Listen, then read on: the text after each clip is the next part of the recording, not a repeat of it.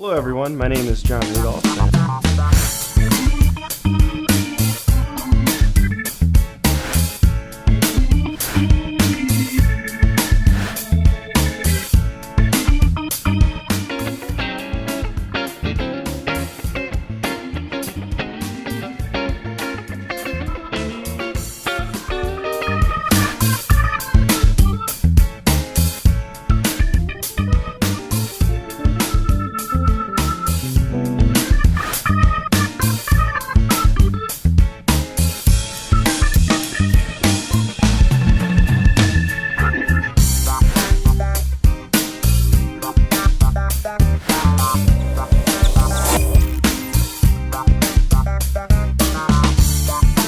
Hey everyone, this is Jon Rudolph coming to you from GuitarZoom, and I'd like to show you a little trick that I like to employ when faced with some major seventh chords.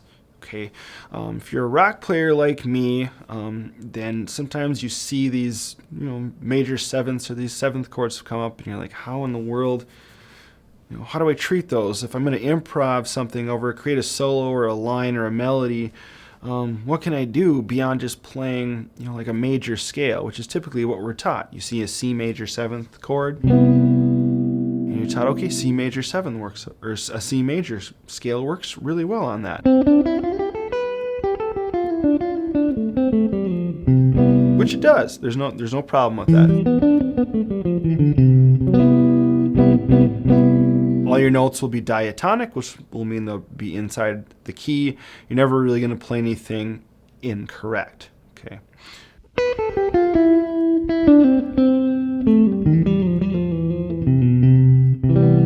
It's all going to fit over that C major seventh sound. Okay. But what if you want to generate a little more interest? Something. Maybe you want to play something that sounds like C major seventh without having to deal with that pesky major scale that maybe you're just becoming familiar with now. But hey, you're a rock player, so you probably know your minor pentatonics and major pentatonics. Maybe you know all your boxes, maybe you just know one of them. I'm going to use the first one that we typically all learn, and that is the minor pentatonic scale here. And I'll show you how we can use one that you already likely know how to play over a chord that maybe you're not sure how to treat. Okay, so we're going to start with that C major seventh chord. Okay, and then over this, we're going to play, of all things, an E minor pentatonic scale. Well, how's that going to work? Doesn't seem like those two things are interrelated whatsoever. Okay, let's see.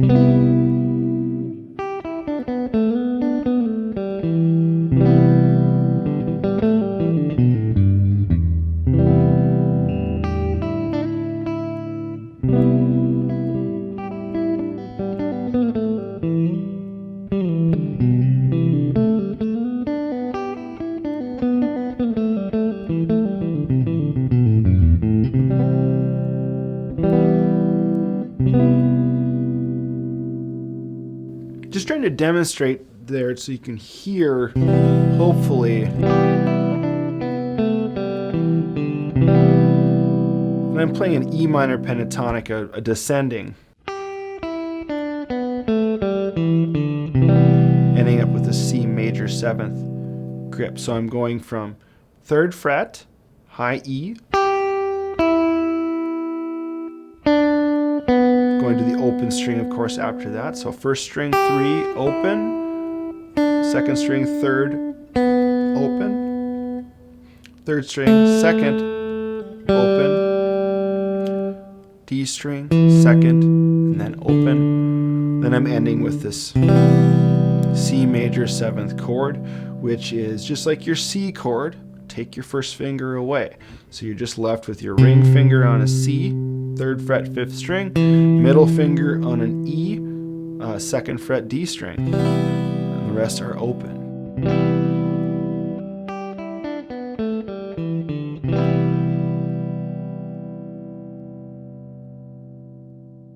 Now, why does that work? Well, we're going to do a little bit of theory here, so brace yourself. It's not that bad. Okay, so your C, first we'll start with our chord. What notes make up our C major 7th chord? Okay, well, all chords are built, or all 7th chords are built with a root, a 3rd, a 5th, and a 7th. Okay, so let's start with what those are in the key of C, or in the C major 7th chord. We have a C, an E, that's our 3rd, so root, 3rd, C to E. We have our 5th, which is G, and we have the 7th, the major 7th, which is B. And for added measure, we just add another E on top, so we have this nice lush kind of major 7th chord voicing. Okay, so those are the notes that make up our C major 7th, C, E, G, B. C, E, G, B. What notes make up our E minor pentatonic? Well, you have E, G, A, B, D, and then E again. One more time. So from the 2nd fret on the D string, I have my E, open G, 2nd fret G string is an A, open 2nd string is a B, 3rd fret 2nd string is a D, 1st fret open, open E, and then we ended up with a G on top, which is the 3rd fret 1st string. So we have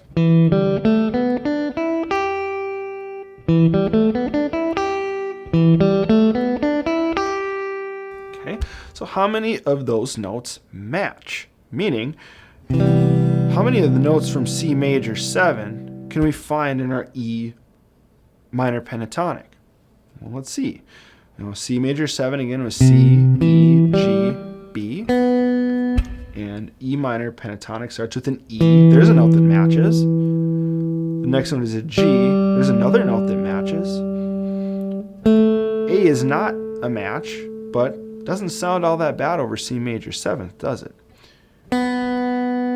Open B, well, that's part of our major 7th chord, or C major 7 is also part of our scale. The D, which is not a part of our C major 7th chord, but also sounds really nice over it. That's a C major 7th with a D on top, so we call it a C major 9. Continuing on, we have our E again, and then our G, a couple of repeats. So 1, 2, 3 of the notes of the 5 that we find in E minor pentatonic fit 3 of the 4 notes that we have in C major 7. In other words, when you see a C major 7th come up on a song and you're in the middle of your solo and you're like, oh my goodness, what do I do here? If nothing else, rely on your E minor pentatonic licks that you rock players already know.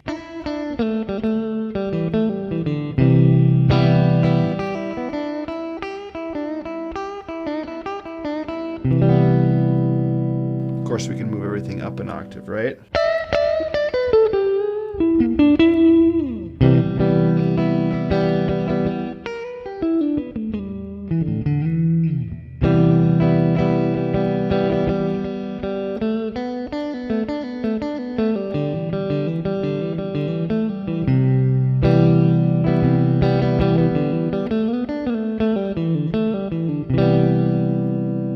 The other cool byproduct of this is the fact that your E minor pentatonic, when played over the C major 7, adds some color to your C major 7th sound. That A that was not a part of your C major 7 chord, and the D that was also not a part of your C major 7th chord function as the 13th or 6th and the 9th respectively over that chord. Meaning, so when you're playing your E minor pentatonic and you hit like a D, and then your chordal player is on a C major 7th, all of a sudden what you're playing sounds like a C major 9th chord. Okay? So you're actually sounding hipper than you maybe already are, if that makes sense. So, I know that for some of us, when we come from the rock realm and we look at, say, what, maybe toying with some fusion or toying with some jazzy ideas, and you're like, oh, I'm not sure if I can handle these chords because I don't know all my modes or my major scales. Well, the truth is that you don't have to rely on just those. Okay, you can use those tried and true minor pentatonic licks that you've probably been playing since you first picked the guitar up, to deal with some of these more sort of jazzy, non-triadic kind of harmonies, like C major 7th. Okay? So, remember, if you have a C major 7th chord, feel free to play little E minor pentatonic licks. So, mixing, some, Miles Davis with Stevie Ray Vaughan. That's totally okay. All right, so good luck. Have fun with applying some of your old pentatonic licks to some new harmonies. Thanks, everybody. Keep practicing.